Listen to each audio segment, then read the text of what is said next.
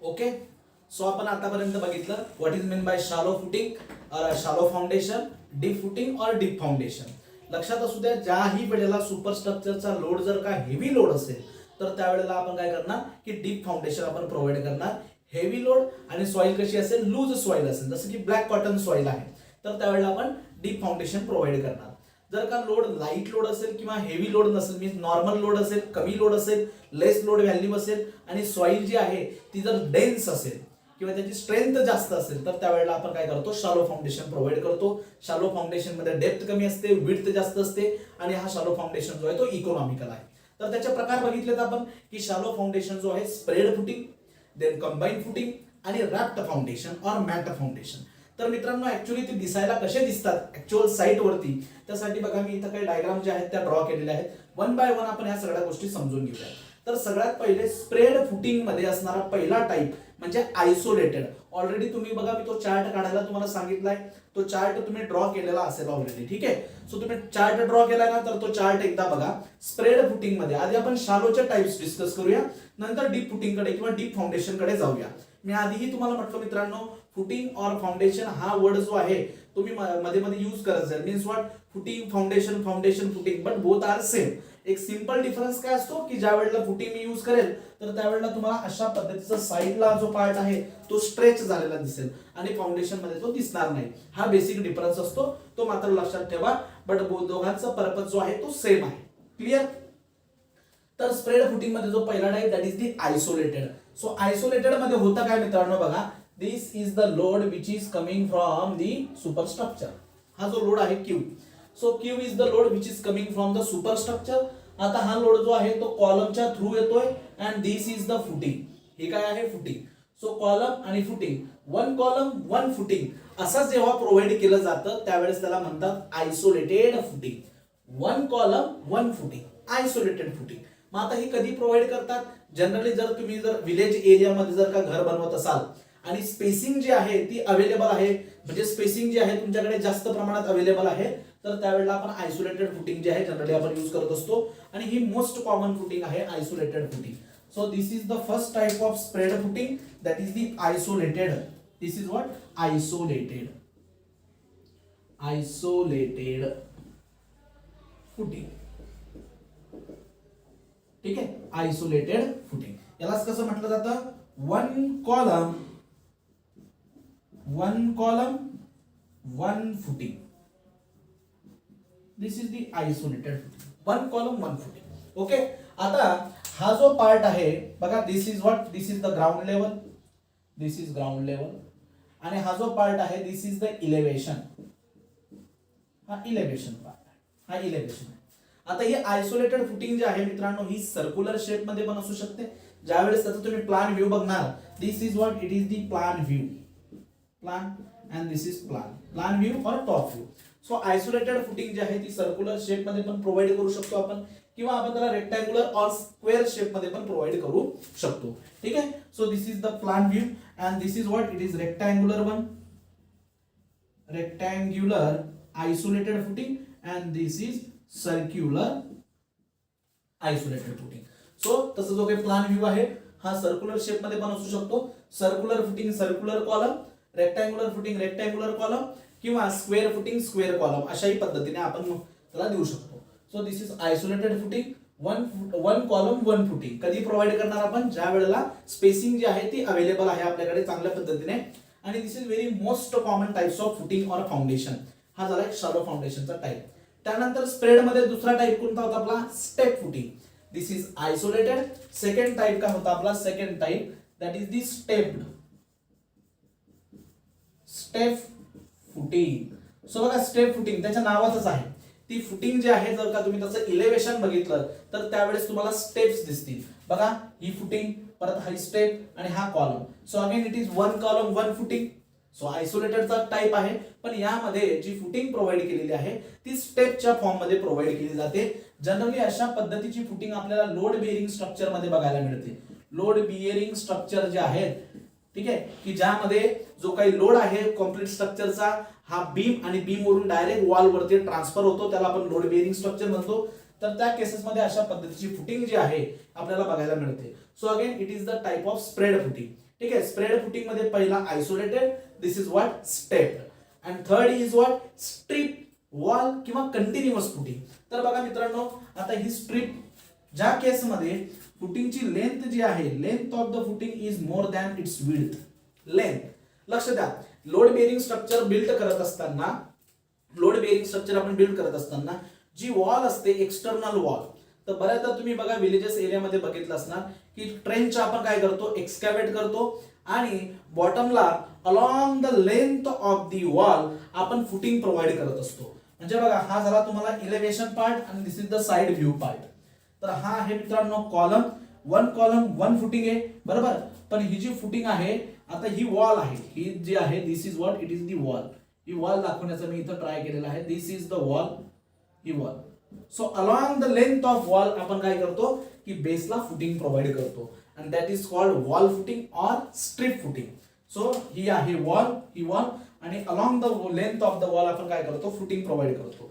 त्या केसमध्ये फुटिंगची जी लेंथ आहे ती त्याच्या विड्थच्या कंपॅरेटिव्ह खूप जास्त असते. तर this is third type of spread footing. त्याला आपण म्हणतो strip, strip or wall or continuous footing. Okay, so when footing is provided, when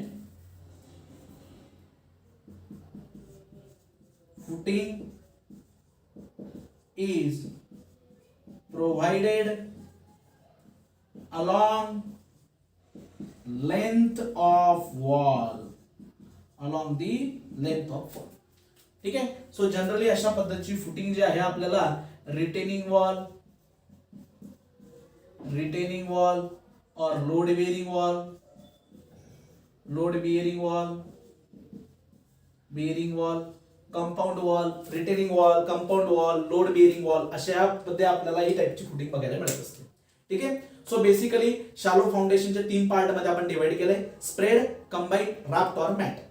so spread मध्ये परत 3 प्रकार मी तुम्हाला सांगितले. त्यामध्ये पहिला आयसोलेटेड, त्यालाच वन कॉलम वन फुटिंग म्हणतात. हा आयसोलेटेड फुटिंग जी आहे ती मोस्ट कॉमनली यूज फुटिंग आहे. तर त्यामध्ये मित्रांनो सर्क्युलर शेप पण असू शकतो, स्क्वेअर किंवा रेक्टँग्युलर शेप पण असू शकतो. आता आयसोलेटेड मध्येच जर जी फुटिंग प्रोव्हाइड केली, जर ती स्टेपच्या फॉर्म मध्ये प्रोव्हाइड केली असेल तर आपण त्याला स्टेप्ड फुटिंग असं म्हणतो. जनरली आपल्याला ही लोड बेरिंग स्ट्रक्चर मध्ये बघायला मिळते. आणि third type of spread footing is what, spread footing का म्हणताय, बिकॉज बघा ती स्प्रेड झालेली, this is what spread one, ती स्प्रेड झालेली. तर त्याला स्ट्रिप वॉल और कंटिन्युअस कधी, when you are providing the footing along the length of wall, so that time it is called a spread, it is called a strip wall किंवा continuous footing. ही generally कुठे बघायला मिळते आपल्याला, retaining wall, एखादी compound wall असेल, load bearing wall असेल तर त्याच्या खाली आपल्याला अशा टाइपची फुटिंग बघायला मिळत असते. So 1, 2 and 3, so these are the types of the spread footing. Okay, लक्षात असू द्या. हा यावरती या स्ट्रिप वॉल और कंटिन्युअस वरती प्रश्न जनरली विचारला जातो की when you are providing the footing along the length of wall, so this is the type of, which type of footing, along the length of wall ना, तर त्यावेळेला ती स्ट्रिप सारखी दिसते, त्याला वॉल किंवा कंटिन्युअस फुटिंग आपण म्हणत असतो. ठीक आहे. हे झाले स्प्रेड फुटिंगचे टाइप्स. नंतर सेकंड नंबरची जी कंबाईन फुटिंग, सेकंड नंबरची जी शालो फाउंडेशन आहे त्यामध्ये कंबाईन फुटिंग, कंबाईन फुटिंग. तर लक्षात द्या मित्रांनो, कंबाईन फुटिंग जे आहे जनरली आपण कधी यूज करत असतो की ज्या वेळेस, आता बघा हा एक कॉलम आहे, हा दुसरा कॉलम आहे बरोबर. सपोज हा जो कॉलम आहे हा लोड ट्रान्सफर करतोय Q1 आणि हा कॉलम आहे लोड ट्रान्सफर करतोय Q2. आता जर का तुम्ही बघा, सपोज या कॉलमला आयसोलेटेड फुटिंग दिली आणि ह्या दुसऱ्या कॉलमला सुद्धा आपण आयसोलेटेड फुटिंग दिली. प्रिव्हियसली आपण बघा प्रेशर बल्ब ही कन्सेप्ट बघितलेली आहे. सो या कॉलमचा जो काही प्रेशर बल्ब असेल, या कॉलमचा जो काही प्रेशर बल्ब असेल, तर हे दोघं प्रेशर बल्ब काय करतील, इंटरसेक्ट करतील. करतील का नाही, इंटरसेक्ट करणार. सो बेसिकली काय होतंय की या कॉलमची फुटिंग आयसोलेटेड फुटिंग आणि या कॉलमची आयसोलेटेड फुटिंग एकमेकाला काय करताय, एकमेकाला ते रेजिस्टन्स प्रोव्हाइड करताय किंवा ऑब्स्टॅकल्स प्रोव्हाइड करताय. सो ज्याही केसमध्ये दोन कॉलम मध्ये असणारी जी स्पेसिंग आहे ती जर का कमी असेल, स्पेसिंग बिटवीन 2 कॉलम इज लेस, तर त्या केसमध्ये आपण आयसोलेटेड फुटिंग न देता आपण त्या दोघा कॉलमसाठी एकच फुटिंग प्रोव्हाइड करतो आणि that is a combine footing.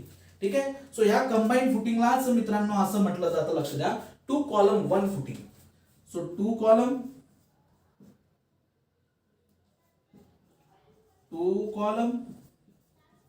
1 footing. Combine footing. When the spacing between the columns are less, तर त्यावेळेस या टाईपची फुटिंग प्रोव्हाइड केली जाते. Spacing between column less. So when the spacing between two column is less, हे बघा ह्या दोन कॉलम मध्ये असणारी ही जी स्पेसिंग आहे, if the spacing between the two column is less, so that time we provide a single footing for both column and that is known as the combined footing. ठीक आहे, two column one footing, spacing between the column is less. आणि मित्रांनो आणखी एक लक्षात असू द्या की differential settlement, what is mean by differential settlement. आता जर का याच्या खाली असणारी सॉइल जर का लूज असेल तर आपल्याला माहिती आहे हा कॉलम काय होईल, व्हर्टिकल डिस्प्लेसमेंट करेल आणि त्यालाच आपण काय म्हणतो, सेटलमेंट. मग जर का ह्या कॉलमची आणि ह्या कॉलमची सेटलमेंट जर का कमी जास्त होत असेल तर त्याला डिफरन्शियल सेटलमेंट म्हणतो आपण. सो ही डिफरन्शियल सेटलमेंट जी आहे ती अवॉइड करण्यासाठी सुद्धा कंबाईन फुटिंग ही दिली जाते. सो थर्ड पॉइंट आपण याच्यामध्ये लिहू शकतो, to avoid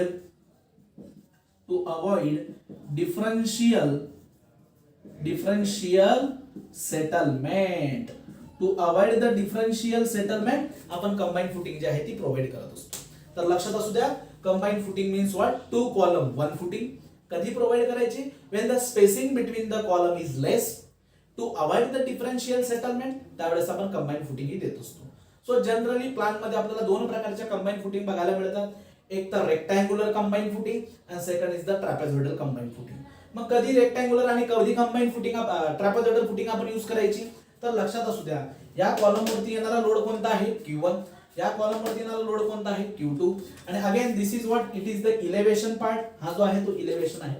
if the loading on column 1 Q1 and loading on column 2 Q2 जर का हे दोघं सेम असतील, Q1 is equal to Q2, so त्यावेळेला आपण जी काही कंबाईन फुटिंग जनरली यूज करतो that is the rectangular combine footing. Q1 Q2 दोघांची व्हॅल्यू जर का सेम असेल तर. पण Q1 या कॉलम वरती येणारा लोड वेगळा आहे, Q2 कॉलम वरती असणारा लोड जो आहे तो वेगळा आहे, तर त्या केसमध्ये आपण ट्रॅपेझॉइडल फुटिंग ही यूज करत असतो. मग आता बघा, मी इथे ही ट्रॅपेझॉइडल फुटिंग दिलेली आहे. हा एक प्लॅन व्ह्यू आहे. आता तुमच्या लक्षात येईल मित्रांनो बघा की हा जो काही कॉलम आहे, या कॉलम साठी मी स्क्रुटिंगचा जो काही एरिया आहे तो मी जास्त ठेवलेला आहे. बघा, या कॉलम साठी आपण जो काही एरिया आहे तो एरिया कसा आहे, जास्त आहे. म्हणजे काय, याचा मिनिंग काय होतो की या कॉलम वरती असणारा लोड जो आहे तो जास्त आहे. मीन्स की Q1 is more than Q2. Q1 is what? More than Q2. So basically trapezoidal combine footing कधी यूज करायची की Q1 आणि Q2 जर का सेम नसतील तर त्या केस मध्ये आपण ट्रॅपेझॉइडल कंबाईन फुटिंग ही देत असतो. त्यामध्ये पण ही बघा, ही जी विड्थ आहे फुटिंगची, किंवा आपण त्याला असं म्हणूया, आता ही विड्थ, हा जो व्ह्यू आहे हा प्लॅन व्ह्यू आहे. सो ही जी विड्थ आहे, विड्थ याला आपण विड्थ कन्सिडर केलंय. सो ही त्याची जी लेंथ आहे, सो लेंथ आपण जास्त प्रमाणात कधी देणार, ज्या कॉलमचा लोड जास्त आहे त्या कॉलमच्या ऍडजस्टंट साइडला असणारी लेंथ आपण जास्त प्रोव्हाइड करतो. इथं कमी लोड आहे, सो ती लेंथ जी असेल ती कमी असेल. ठीक आहे. So this is the combine footing. लक्षात घ्या परत, कंबाईन फुटिंगला टू कॉलम वन फुटिंग म्हटलं जातं. To avoid the differential settlement या प्रकारची आपण फुटिंग प्रोव्हाइड करत असतो. नंतर स्पेसिंग बिटवीन टू कॉलम जर का कमी असेल त्या केसमध्ये पण आपण कंबाईन फुटिंग ही देत असतो.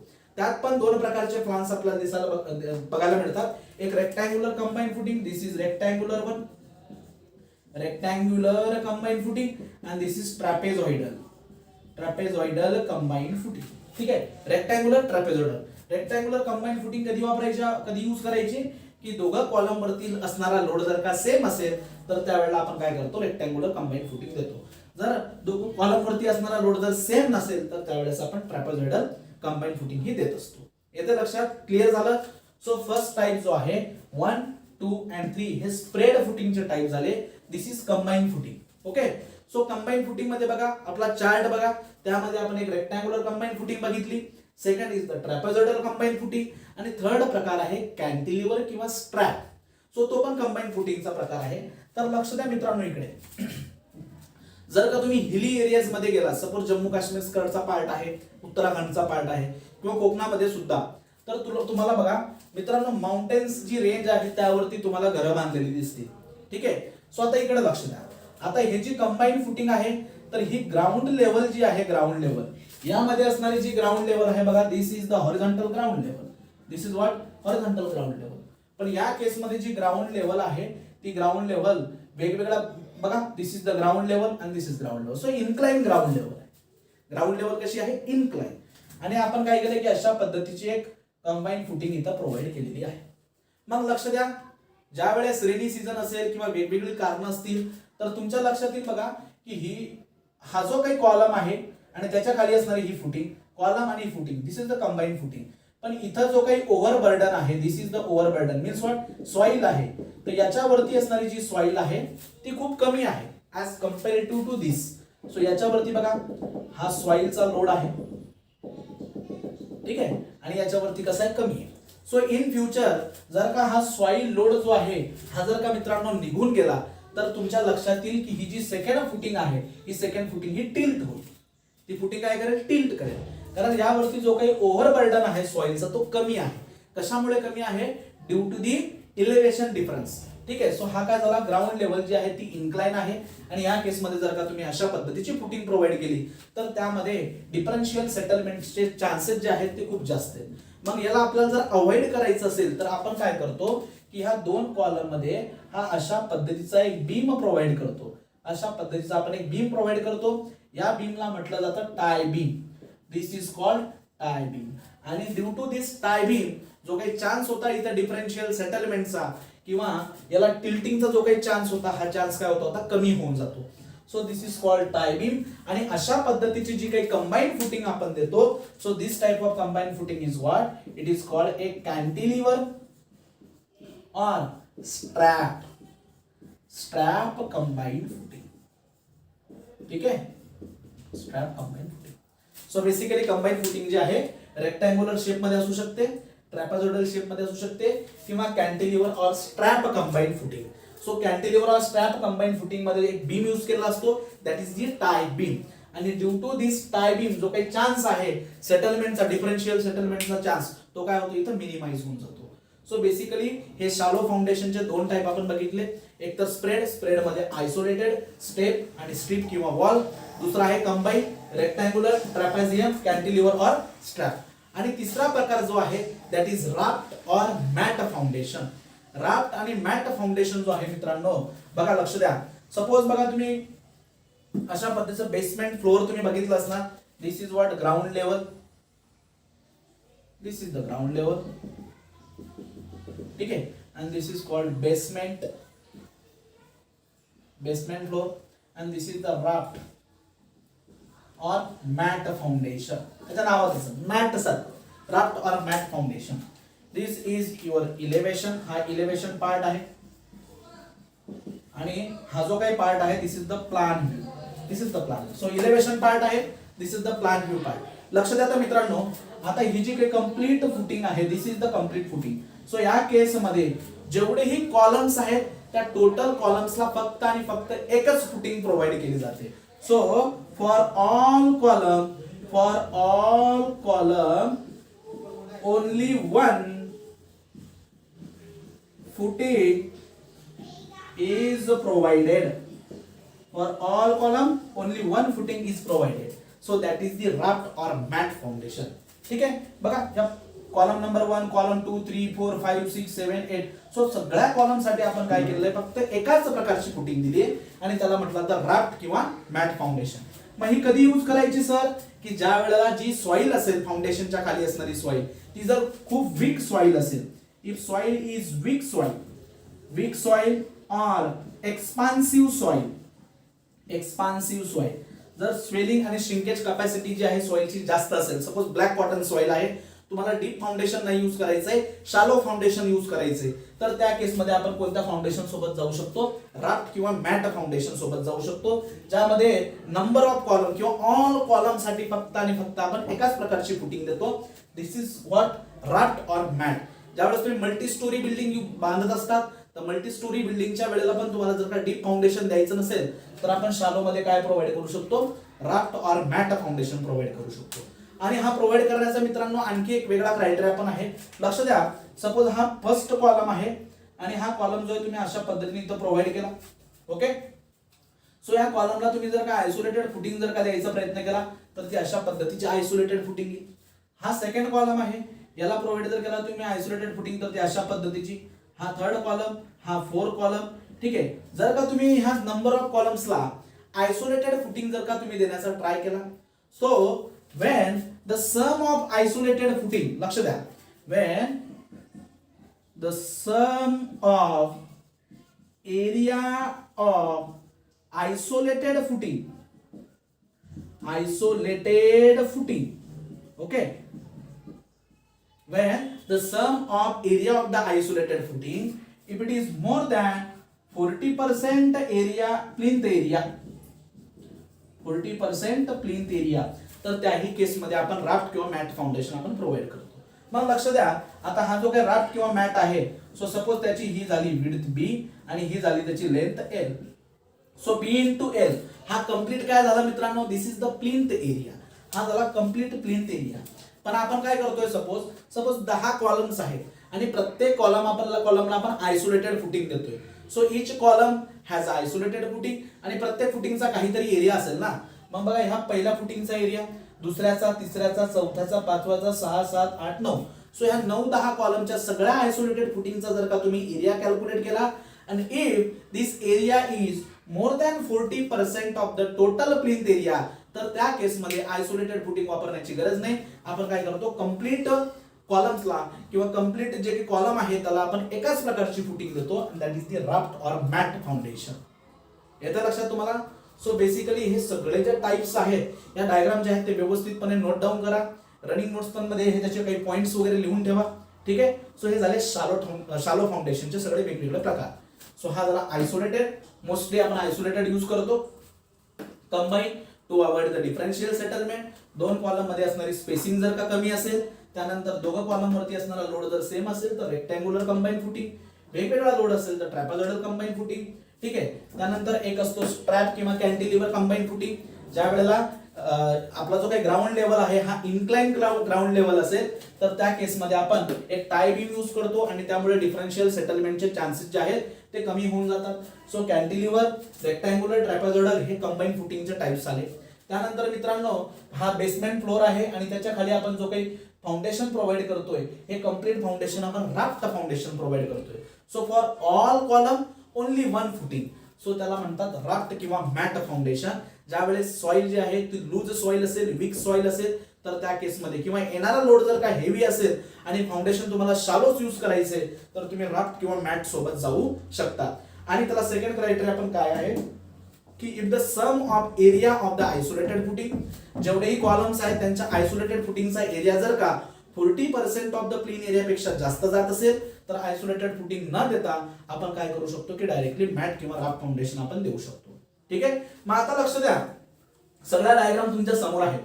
या केसमध्ये बघा, कॉलमला हे साइडला बघा अशा पद्धतीचं बेसला आपण एलिव्हेशन दिलेलं आहे, साइडला आपण एक्सटेन्शन दिलेले आहे. हा कॉलम बेसला बघा साइड एक्सटेन्शन आहे, इथं पण साइड एक्सटेन्शन आहे, इथं पण साइडला एक्सटेन्शन आहे, इथं सुद्धा साइडला एक्सटेन्शन आहे, इथं सुद्धा साइडला एक्सटेन्शन आहे. सो बेसला जर का साइड एक्सटेन्शन प्रोव्हाइड केलं असेल तर त्या फाउंडेशनला आपण फुटिंग हा वर्ड यूज करत असतो.